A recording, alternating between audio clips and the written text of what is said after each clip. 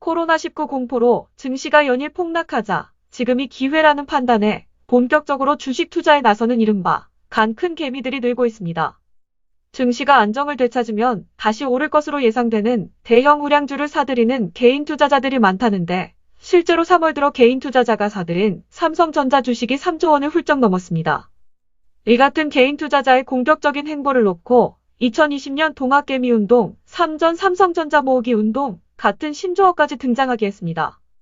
또 하락장이 심상치 않자 지수 하락에 베팅하는 종목을 매수하는 개인 투자자들도 늘고 있다는데 코로나19 사태로 국내 증시가 폭락하면서 평소 주식 투자에 관심이 없던 사람들도 투자에 뛰어드는 사례가 늘고 있습니다. 특히 코로나 사태로 취업 전망이 더욱 어두워졌거나 고용 불안이 커진 20대 30대가 삼전 영끌 투자 즉 삼성전자의 영혼까지 끌어다 대출받아 투자에 나섰다는 분석입니다. 최근 20에서 30대가 새로 만든 증권 계좌가 전체 신규 증권 계좌의 60% 이상을 차지하는 것으로 드러났기 때문입니다. 한 취업준비생은 당장 기업 채용은 멈췄고 경제 사정을 보니 장기적으로도 채용 규모는 줄어들게 뻔해 보인다면서 이런 상황이니 주식 등 다른 돈 벌 방법에 눈길이 가는 게 사실이라고 말했습니다.